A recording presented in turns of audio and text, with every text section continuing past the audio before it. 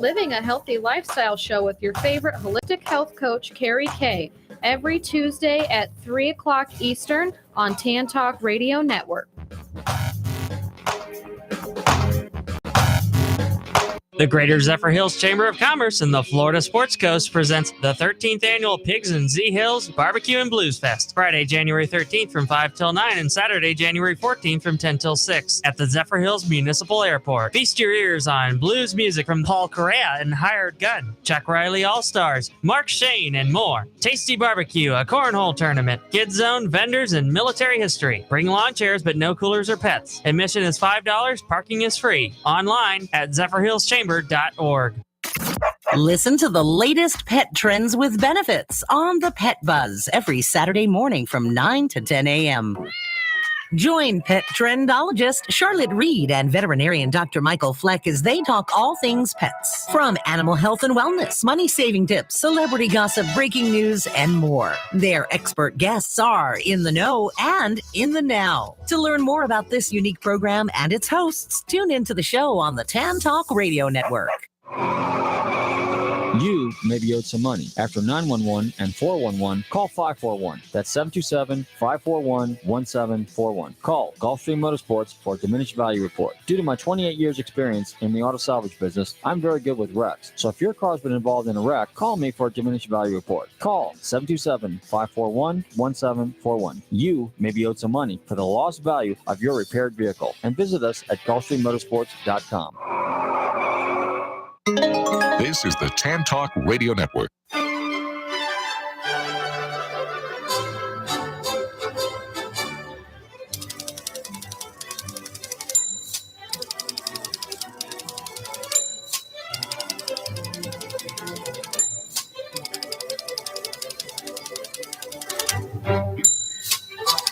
Hi, this is Patsy with a Z. Welcome to Joy on Paper, a program for writers and those who dream of writing, and for everyone who wants to know the story behind the book. Coming to you from glorious Clearwater, Florida, where it is not -5 degrees. It is a beautiful day, and I am so happy to welcome back to Joy on Paper the 2022 Patsy award-winning author, and I think one of the greatest. I am so thrilled with this new book. I could just write a review with one word. Love it. Well, no, two words. Love it, love it, love it. Gabrielle St. George, hi, you're back. Yay. Hey, I am so happy to chat with you again, Patsy. Holy crap. Oh, wow. This is so cool. It is so cool. Well, you're living in my freezer, I think. We are like at opposite ends of the world. I am on my farm. It's snowy. There's like some freezing rain. So I'm hoping the internet connection holds. It's darn cold, but we had that crazy storm, over Christmas. You guys, it was pretty cold for you over Christmas, right? Yeah, it got down to 33 degrees. I'll tell you how bad it was here. I've never in all my years seen this much snow. And all 4 of my kids live in Europe. They're all live in London, England right now. And so they were all flying in. I had 2 of them here, and then 2 flew in on the 23rd, and it was the night of the storm. So I knew everyone knew a couple days ahead. So I wasn't comfortable driving because I've moved further north. So I'm like, 3.5 hours in drive from me to the airport in Toronto. So I, first of all, got them a couple bus tickets, but 2 days before the storm, they canceled all the buses. So I hired a private driver, and the driver picked them up. And after 5 hours, my kids texted me and said, the driver says he can't go any further. So it was just complete whiteout. The roads are impassable. So my 2 sons went and slept at the driver's house. They don't know him. And then the next day was Christmas Eve. And I think the driver wanted to be with his family. And so a cousin contacted me who I reconnected with when I moved up here. And she had a daughter living in the town where my kids were stranded. So I'd never met her. So my kids spent Christmas Eve and Christmas Day with strangers. But you know what? Everyone opened up their homes to strand of people. That was the good part, but the bad part was lots of people were on their own for Christmas. But we're getting more this week. Oh, well, it gives you something more to write about. That's it. Fodder, fodder, fodder. Exactly. Oh, the new book, How to Kill a Kingpin. You know, this is book number 2 in this wonderful series, The Ex-Whisperer Files. And when I got the first one, I remember reading it by the pool. And I got such a kick out of it, which is why you were selected for the Patsy Prize. But when I got this one, I wanted to go down to the pool and read it. And it was, one of these wonderful balmy days. And then I got so mad at you. I said, oh, she can't do it. She's horrible. She's terrible. This is awful. First of all, she's making me laugh too much. And the people around me think I'm crazy. And then you're writing about food in Toronto. Oh, that's not fair. That's not fair. It's a foodie world. It is. This is this book has everything that I love. First of all, of course, another list. And like me, you like lists, and I love lists. I'm always writing lists. I have tons of lists. And this one starts off, and it's very funny. Top 9 reasons to skip your high school reunion. And I love all of them. I thought, oh boy, this is really good, and I think everybody will really appreciate this because the number 1 is high school was not the highlight of your life. In fact, it sucked. I think a lot of it's true for many. A lot of people can relate to that one, and of course, there's always the number 5. I like that one. Having to watch your old exes, old crushes. Dad dance. That's one I hadn't thought. That's good. And then, of course, the number 9 is really great. Someone could get murdered, and you might be next. And from there on, the story gets better. You have more fun in the first 3 pages of this book. The most writers have in their entire books. This is just. Oh, that's so nice. It's delightful. It's delightful. I love it. Of course, the idea. I think there's a lot of you in this. You, the YOU, like in the reunion. But it's so much fun. All the things that you write about, of course. Explain to us who your main character is, because a lot, I think, is based on you, or at least your personality. And tell us about the Ex-Whisperer Files. And Gina Malone, she really is me, but just like a better version. She's a bit braver, probably a bit smarter, maybe a bit funnier, definitely braver, though. And that is my mantra for this year, be braver. But, she's pretty much me. My kids get a kick out of the books because it's like, Mom, this is an autobiography. Not quite, but close. It's true. She turns 50 in the first book, but the second book takes place just a couple weeks later than the first book. And, she's pushed the restart button on a whole new life. She sells up everything in the Toronto area where she's been for decades and moves back up north to a little tourist town on the shores of Lake Huron. As a Michigander, you know what I'm talking about. Yeah. It's beautiful. In the summer, sometimes I'm on the beach and I'm like, am I in the Caribbean or Clearwater? And in the winter, it's like, am I in the tundra? Is this the Antarctic or the Arctic? I'm not sure. But yeah, it is pretty autobiographical. And on that note, she does attract a lot of whack jobs. And I have to say, that's also autobiographical. And I often wonder to myself, is it a DNA thing? Is it, a magnetic field thing? But can someone actually physically attract nuts?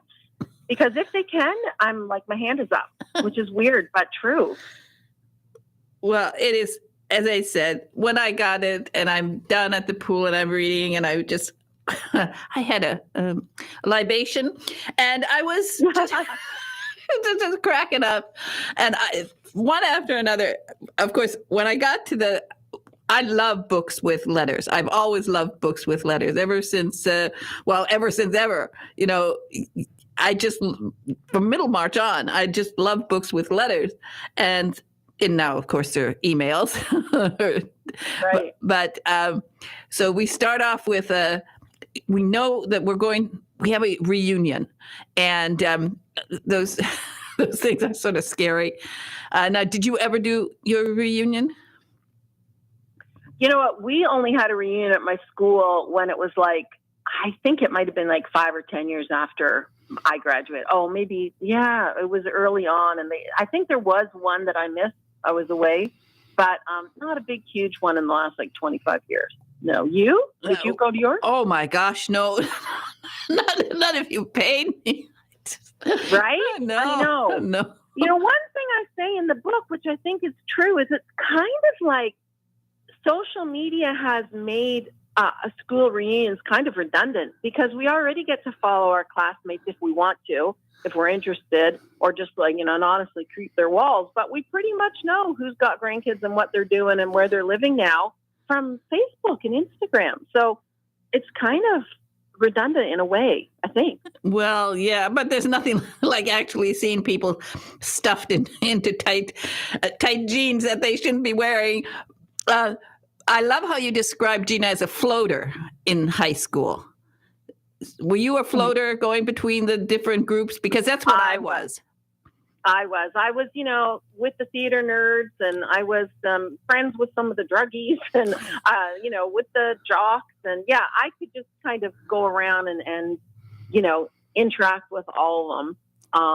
Just kind of peripherally, which is pretty much how I do life now too. Just on the fringe of everybody's stuff. Yeah, I was the same way. I mean, I was pretty enough to be and athletic enough to be a cheerleader. And in fact, they wanted me to. But then I was the intellectual, probably of the entire school, and somehow it didn't quite mesh. And I also worked. I had a job. I was a candy striper at a local hospital, and at 3:30 when that bell rang, I was off to the hospital for the afternoon shift. So it didn't work out, but they were nice to me. They were nice to me because I was pretty, but I was also in the nerdy group because I was the only one who loved Latin so much that for the first time in the school's history, they actually had to do 4 years of Latin because I insisted that I wanted. My Latin teacher was like in hog heaven because she was like, what? Nobody wants. And so we kept it up for 4 years. And that's amazing. And last year there were only 5 students, and I was doing the homework for 3 of them. And and the other one who was doing his own homework was mostly because we were translating Ovid, and he wanted to translate all the, well, let's just say things that he couldn't talk about in English. So it was a lot of fun. But yeah, I was a floater. I did hang out with mostly the nerds because I loved chemistry also. Only 2 classes I liked, chemistry and Latin, because, I'd already read like 5,000 books when I got to high school. So I was a little bit ahead. English wouldn't have been interesting, right? You were so far ahead. It was slow. You sound exactly like I was too. Even I worked 5 nights a week and Saturdays. Like my family didn't have money. If I wanted anything, from the age of 13 on, I was earning my own money. And I think we did what we had to do, right? And I'm still like that. Whatever needs to get done, whatever needs doing, I do it. Right? It's a bit survivalist. But you still ambitious. You still excel. I mean, I skipped a couple of grades too. Look, we're just smarty pants and hard workers, and and definitely hard workers. Definitely hard workers. And I love in your book you have two eccentric aunts, and I had a half dozen eccentric aunts. But boy, they are great to have, aren't they? Yeah, I mean that is a fun thing. That's a fun thing about family. Flip side, there's some real creeps in my family, but the old aunts are great. Well, we all have them, but I love this spattering of Italian throughout, and aunts kissing your cheeks and that kind of thing. That always makes me feel good when I find that in a book. Yeah, a lot of people love the aunts. Their faves. Well, you obviously have a lot of fun writing. I mean, you're getting a kick out of it, and I think it's so nice. I like when, I mean, do you sometimes just stop when you write a really great sentence and say, "Whew, man, I'm pretty cool"?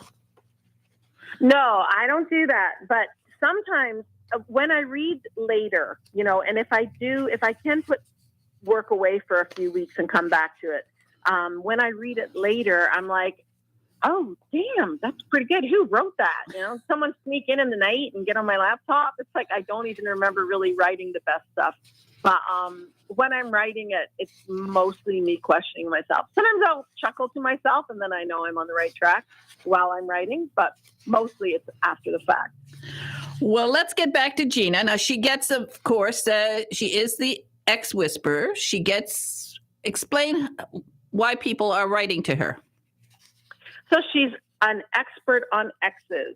And the thing about, being a horse whisperer or any other kind of whisperer is we kind of assume that they have mastered the art of communicating with whatever that thing is. For Gina, she's good at doling out the advice, but not so great in applying it in her own life. And she's got a crazy ex, and like I said, does attract more. But she's not a psychologist or anything. She's kind of like a Miss Lonely Heart / Dear Abby type. She's got a column, which newspaper column nowadays, more like a vlog, and podcast. And she does all those things and writes relationship advice books. And I think we discussed this last time you and I chatted, but I wrote 3 relationship advice books that my publisher published, and they're written by the ex-whisperer. So they were written by Gina. How to break up with, how to say so long to Mr. Wrong, and then one on narcissist, and then one to tell if your partner's lying or cheating. So those were just like kind of fun books that I had her write. And that's why she is kind of famous. So we have a series of letters. I don't want to give everything away, but let's just say somebody writes to her that he or she is going to make the reunion very interesting with a little bit of revenge. And I think there are people who do go to reunions with the idea of a little bit of revenge, at least, coming in looking better than everybody else or richer than everybody else.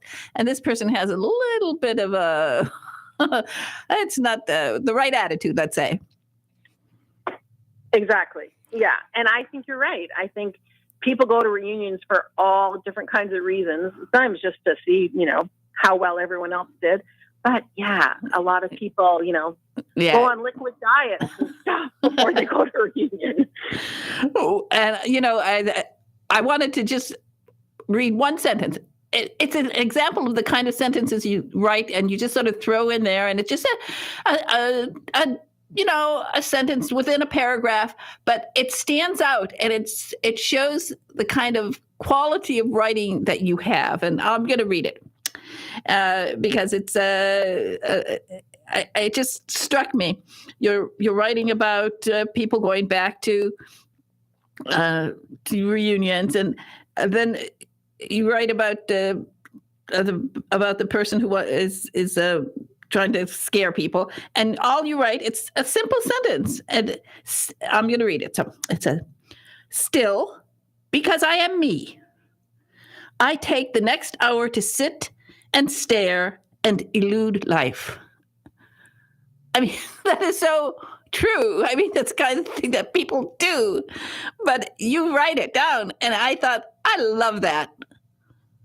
That is so nice. And that is a good sentence. Are you sure it's from my book? Yeah. yeah, that's a good sentence. Someone might have snuck in my house in the night and written that one then when I was asleep. Well, that's the kind that you can do a little placard and, put it up. Maybe you can get on the list of quotable people, because I think that is really, it's just, well, I don't know, classy writing. I love it. And you have that type of writing throughout the book, that just one little sentence in a paragraph that sets it off from everybody else's writing. Original, clever, thoughtful. I think it's great. Oh, yeah, I love you so much. You're just the most generous, beautiful person. Thank you. And I was so worried. Now, we will say that Gina has a love interest, Hugh. And for just a moment, I was really worried that he would have gone to the high school. So he would be at the reunion, and then he might be, well, we'll say, the person who might be seeking revenge from somebody. Well, we don't know if it's a guy or a gal, but we hope that it's not Hugh, because you have a nice scene there where she does a little bit of kissing that is so observable from her aunt's point of view. I love it. And then you compare him to Jeffrey Dean Morgan. And I thought, yeah, man, I like you. Yeah. Is there a better looking middle-aged man in Hollywood? Oh, no. He's great. What a choice. I thought, what a choice. Did you send him a book? I didn't. No. What is wrong with you, girl? I never thought of that. Are you out of your mind? This guy is, he's got a following. Lots of women follow him. Please, immediately, you take a book and you write a very, very, very nice message to him, and you send it to him. And ask him if he would take a selfie with it, and then ask him if he'd come to visit you.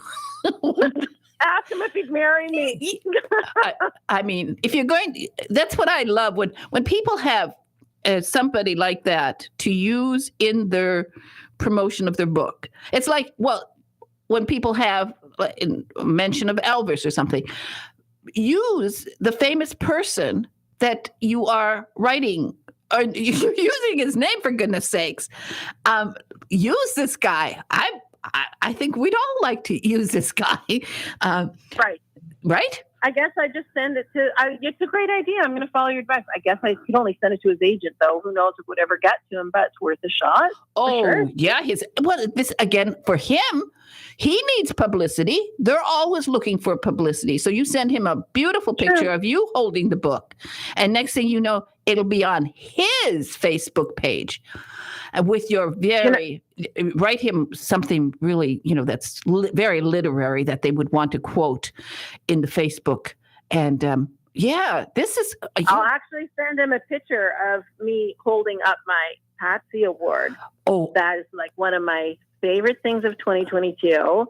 You just made my year. I'm still I wasn't surprised, Patsy. I was shocked and beyond honored, and holy crap, that was amazing. So I'll send him that picture.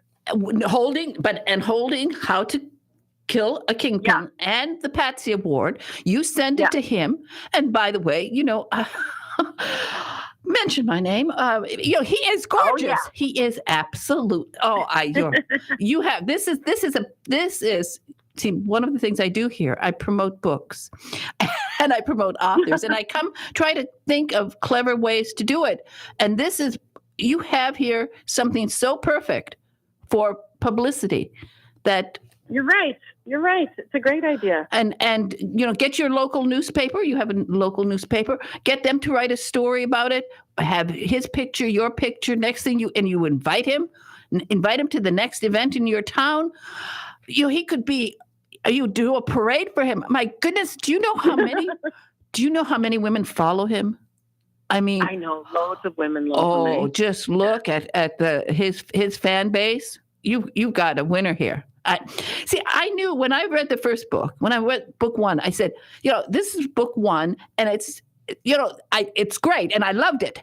But then when I got book 2, I said, my gosh, I was so right to select her. Of all the people I could have selected, I knew that we have a winner here. This is a real winner.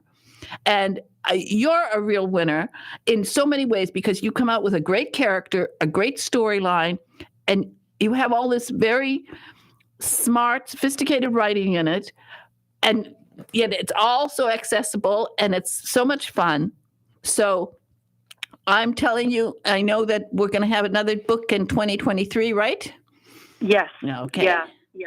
I got to just blow my nose. I'm crying here from what you're saying. I mean, it's so beautiful. Thank you, girl. Oh my God. Well, I think you are amazing, and I don't have much more time, but I wanted to make sure that I pointed out to you my idea here for publicity. And I think that it would be great for you and for me too, because I think it would be wonderful if you're going to invite him up and do a parade for him in your local community. Then you can invite me up, and I will join you. He's more likely to want to go to Florida. I'll come down to you and ask him to come down there. Well, yeah, we could do that. We have nice beaches here, and it's funny. Most people don't realize that, like on Lake Huron, you have beautiful beaches, just like we had on Lake Superior, beautiful long white beaches. Of course, there we had black flies. but we got some. Yeah, but it's still. I think you're fantastic. I want to have you back on, and we have to talk more about everything. I just could talk to you for hours. But me too, Patsy. Just what a gal you are. What a great gal you are. OMG, I'm so lucky to have you in my life. Thank you so much, girl. Well, I think you're wonderful. And tell people your website, and then I'll add one more thing before I let you go. Yeah. It's my name, GabrielleSt.George.com. And the third book in the series, How to Bury a Billionaire, will be out this year in the fall. Okay. And you will be back, and we will be talking about you. And I hope that, just people get this book. As I said, 3 pages. My jaw was achy. I love when my jaw aches because I'm laughing so hard. It's a wonderful book. Really great. You're great. And again, it's available online, wherever books are sold, and it is How to Kill a Kingpin. And Gabrielle St. George, you are wonderful. Thank you for being on Joy on Paper today. Oh, you're a dream, Patsy. You're fabulous. Thank you. Thank you. Thank you. I love you. I love you too. Thank you. Bye. Bye. Okay, we'll go to commercials, and then I'll be right back.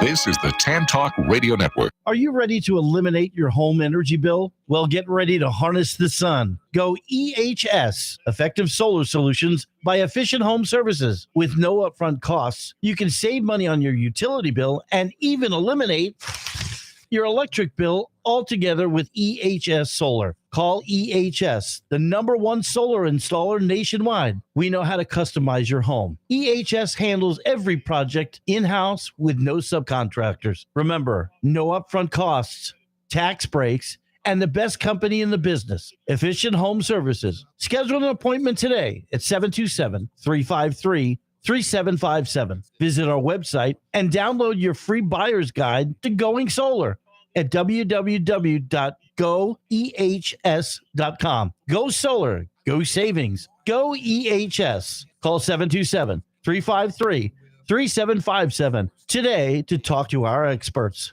Are you an author, an artist, an inventor? Then you need to protect your valuable intellectual property. You need Larson & Larson. We have the experience and knowledge to help you with all of your legal needs, from processing trademark, copyright, or patent applications to negotiating licensing agreements and handling litigation. The attorneys at Larson & Larson in Largo, Florida can help protect you. Call us today for a no-cost consultation at 727-546-0660 or visit our website at larsonpatentlaw.com. Do you dread being called on to speak at meetings or family functions? Have you envied those who can sway an audience with well-chosen words? Do you know that people who speak well earn more money, earn more rewarding careers? Gain the confidence to master any speaking situation. Toastmasters will allow you to find your voice. Go to toastmasters.org to locate the club nearest you. This is the Tan Talk Radio Network.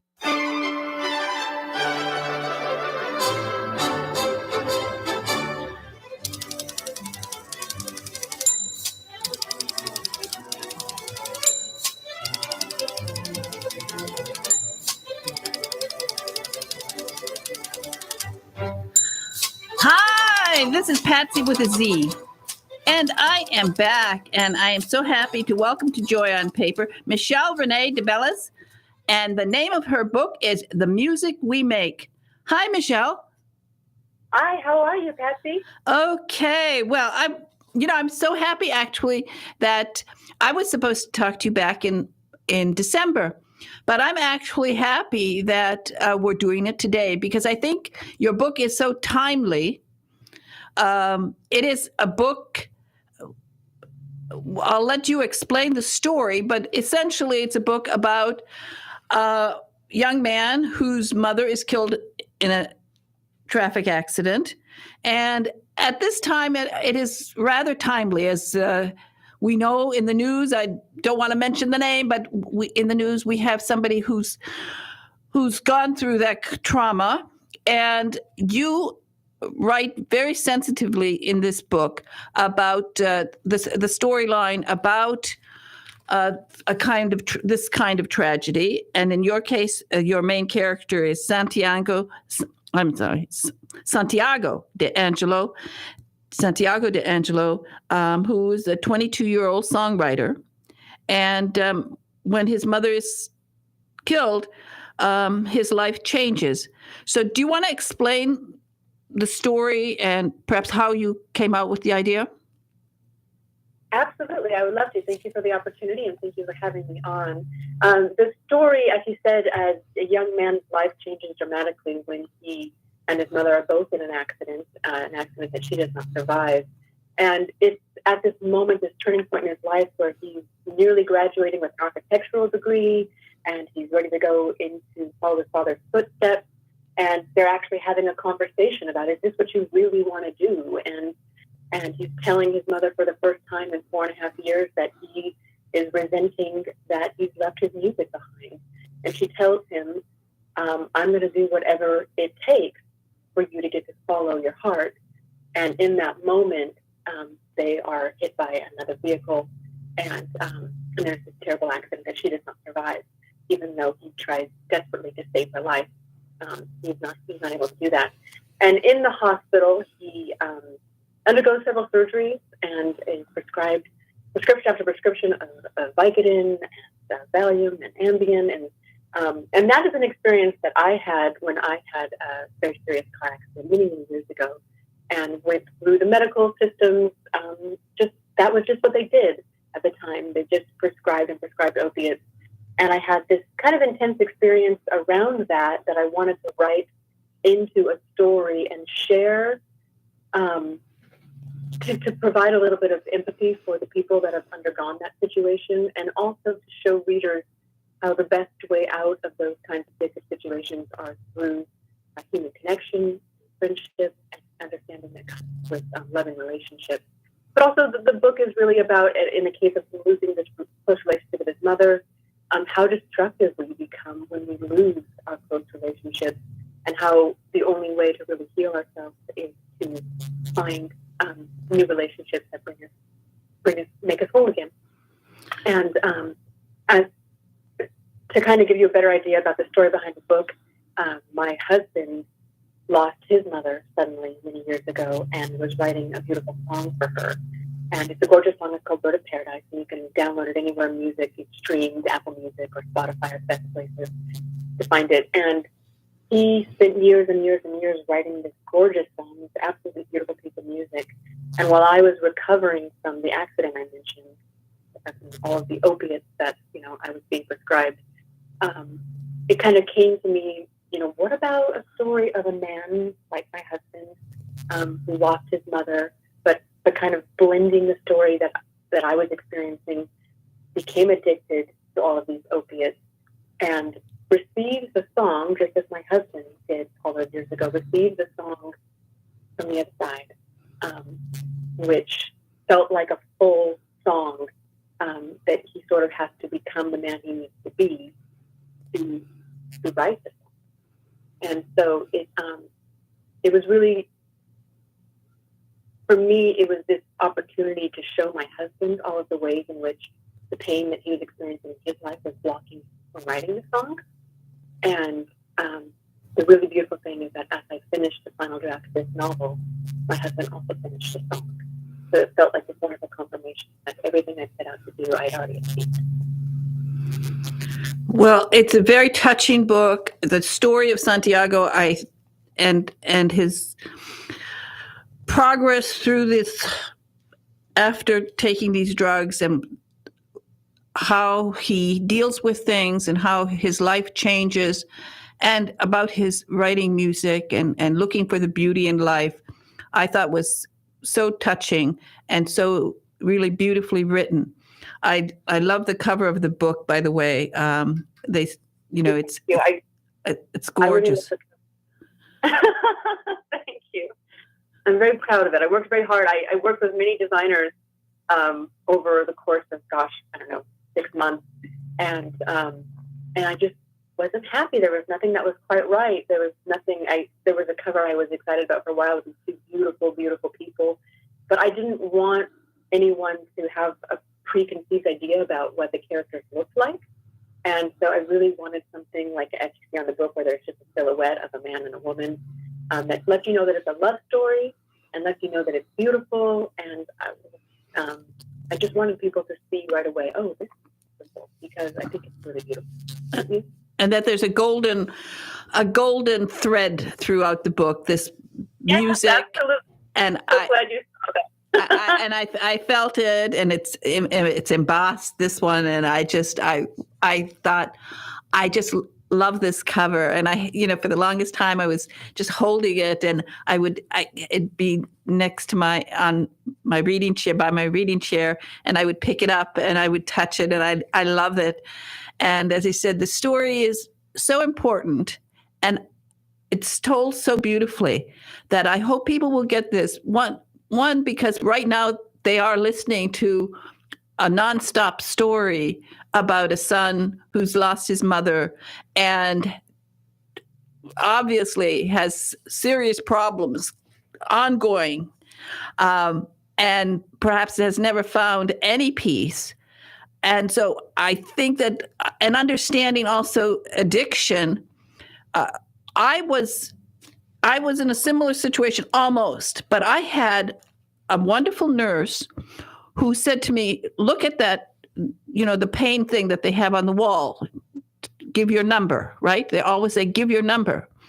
And she said, don't give it. And I said, what do you mean? She said, don't give a number, because was formed by the drug companies so that you put a number and then they'll give you more drugs. The more you put a big number, the more drugs you'll get. And I didn't know that. But she was so smart, and she knew I was Finnish, because we had talked about my background. And she said, because she knew the word sissu, which is a word that sort of means tough. And she said, tough it out. She said, don't give them a number. It's a terrible thing. She was so against it. And so I actually, although I was in pain, I suffered the pain, and I never had this, but there's so many other people who do, and so many people don't understand what they are doing by giving these massive amounts of pain medication. Right. Well, it's funny what you say too about the number, because that's the scene in the book where I talk about the number. But I feel like one of the things I experienced with the number, like you're just describing, is that my addiction wanted to speak for me. My addiction would say a higher number, because I had sort of figured that out, what you're saying. And that's one of the things I talk about in the book, is how even as a rational, intelligent person, you know what's right and wrong for you, but your addiction tries to give you a new logic and have a voice in your mind, and that voice comes out loud and gets you further into trouble with the addictions you have. And both Kitty Holiday experiences that, and Santiago D'Angelo experiences that, and I feel like it's a really, really valuable thing for people to recognize, oh, this is a separate voice from my own rational mind, and I can ignore it, and I don't have to let it speak for me. And because the drug companies have a reason to want you to take more and more and more. Yes, exactly. And there is no, I mean, we know it in our hearts, in our minds. We know that we can take a little bit of pain. We can, just manage. We can't take a lot more pain than we've been told by this society that wants to eliminate pain with the drug. Yep. And especially in this, when you're suffering emotional pain and physical pain at the same time, I think it's much more challenging. That's it, because people who have gone through, and not just, it's not surgery or it's not something, they've also got this loss of a person in their life. It's a sort of a double whammy. You want the pain medication, not so much for the physical pain, for the mental pain, but that really doesn't solve the problem. Where one of the characters asked them, when you were taking all of the Vicodin to ease this emotional discomfort, did it help? And he said, no, it didn't. It just distracted me. It didn't help at all. It just distracted me and also kept me from doing the thing that would actually do. That would have helped, exactly. And it's like, and they really do this, and including particularly in Europe, they have laughing gas, and some people think that's going to make them feel better. But in the end, nothing makes you feel better until you get control of yourself and take it on yourself to make yourself better and to help, get the help that you need. So there's so many reasons that I think people should read this book. As I said, of course, the writing is wonderful. And you're a born writer. I want to talk about that in a minute. But the name of this book is The Music We Make. And it's I want people to get this book, because as we're talking right now about a certain person who's got a situation, I think reading this story will help us put things in perspective.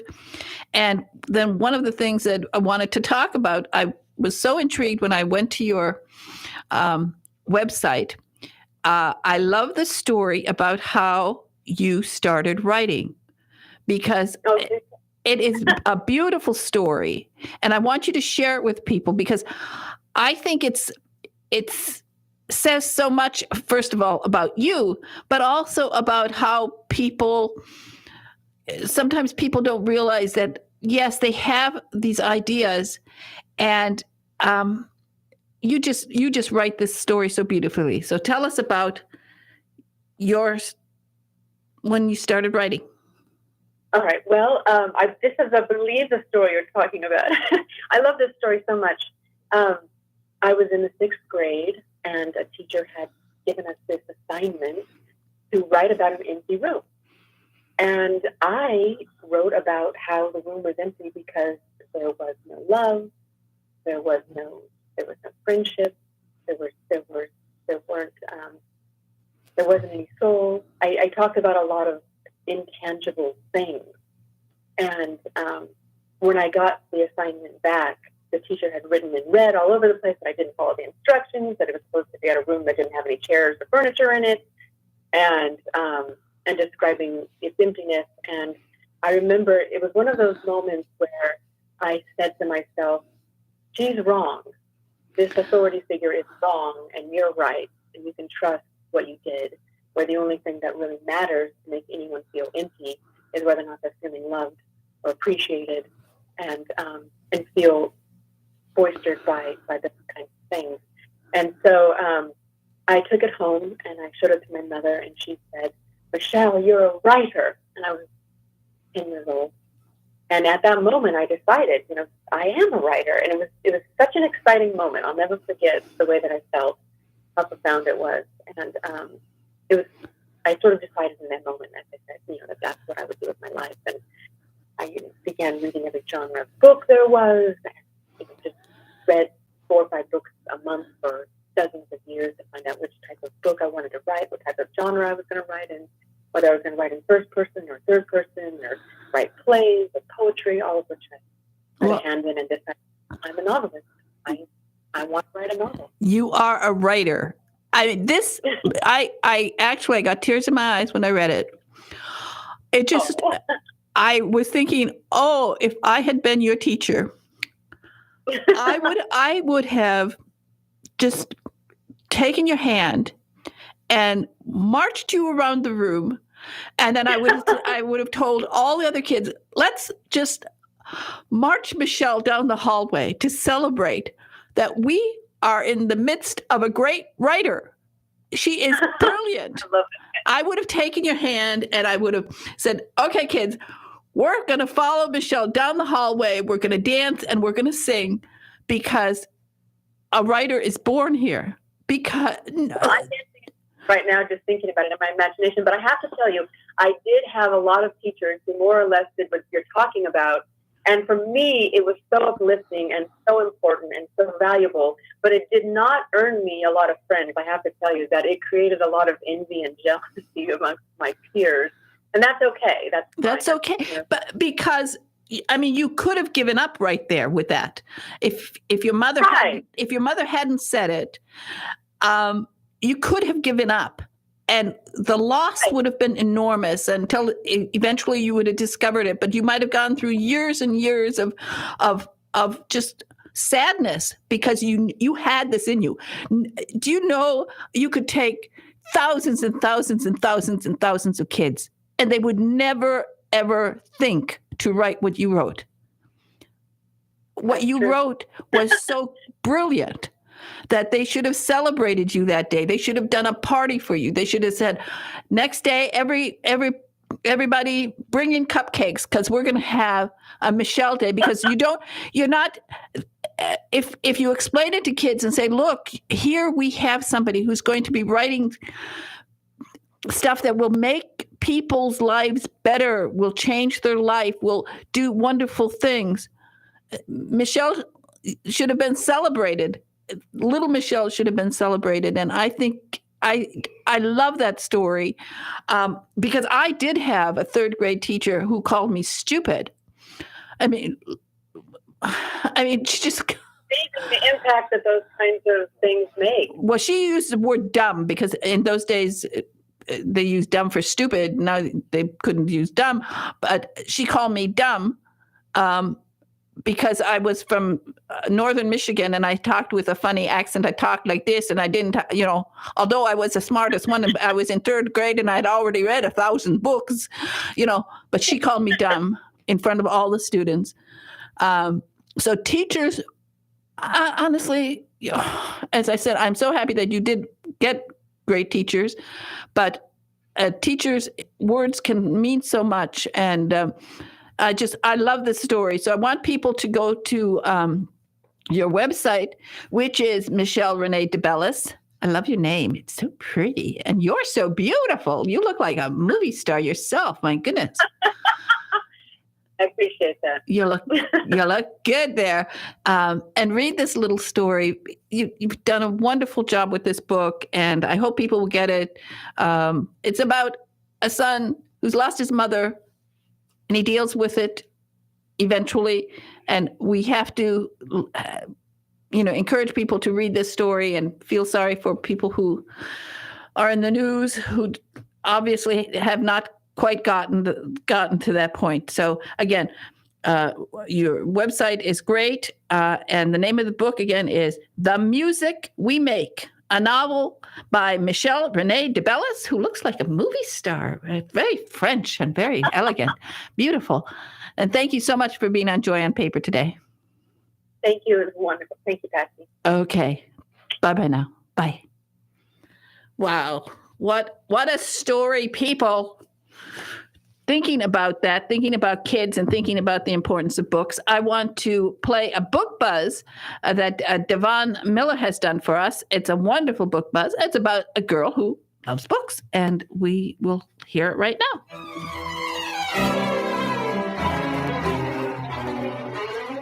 Hey everyone, it's Devon Miller, author and illustrator of the Mr. Tickety Tock Clock children's book series, reporting for Joy on Paper with the latest on children's book buzz. It's a new year, so what better way to start the new year by reading a new book? Unsure which book to read?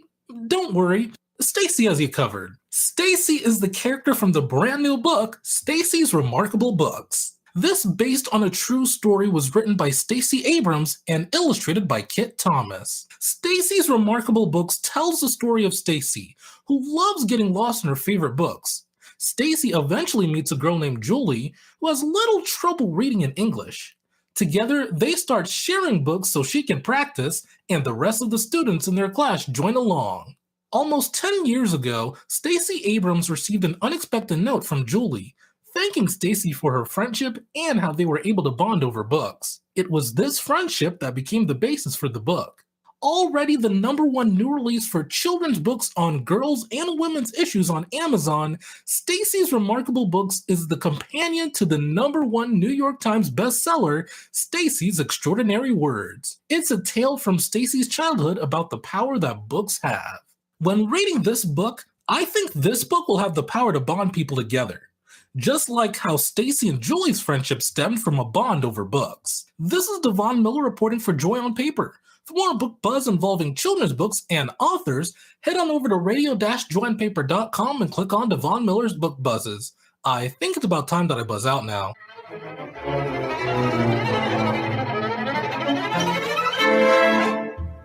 Okay, and then another wonderful, wonderful book buzz from Devon. And I want to also mention another children's book, and this one is called Ileana the Iguana, and it is written by Ileana Fotopoulos and illustrated by a friend of Joy on Paper, Andrea Hyotis. And I'm holding it up to the camera. And this is a delightful children's book. And it is really, I love this iguana, and Andrea is a wonderful artist, and she's done beautiful illustrations throughout the book. She wrote me a beautiful note sending me the book, and I love it. It's just beautifully done. And as I always tell you, if you have a little bit of spare money, why don't you go straight to the internet, go to Amazon, and order this book. It's called Ileana the Iguana, and you can order one and send it to a children's hospital near you, or to St. Jude, or to Shriners Hospital. Send it because the kids need books, and because this is a small, not a very big book, and it doesn't cost that much. Depending on how much money you have, send 5, send 10, and send them to the hospital, because the kids in the hospital need books. And it is so heartbreaking to think of them in the hospital and not having books. When the pandemic came along, they stopped sharing books, and I don't think they've started again. So they really need books. All the hospitals need books for children. So just send it. All you have to do is go to Amazon and send it directly to the hospital as a donation. And the hospitals will appreciate it, and the children will love it. And Devon Miller, who is St. Petersburg Sunshine Ambassador, who himself spent quite a bit of time in a hospital when he was a kid, which is the reason that he does the book buzzes for kids, so that we can help promote books and send these books to the kids. Because everybody, remember what I always tell you. One of the joys of life is to see your words on paper, or to hear them spoken in an audible book. Or if you're very, very lucky, to hear those magic words, lights, camera, action, and your book will be turned into a major motion picture, streaming video, or a series on the Hallmark Channel. You never know, and you won't know unless you start writing. So get busy, start writing. It's the beginning of the year, and say something nice to somebody every day. And I will say something nice to Big Ed in the control room. Thank you, Ed, for everything you do. And I appreciate it. And we're going to have another busy year. My goodness, I've got so many wonderful guests coming up. And he saluted me, and I saluted him because I should have been a general. Oh boy, that would have been fun. Everybody, take care and have a wonderful, wonderful, and joy-filled day. Bye-bye.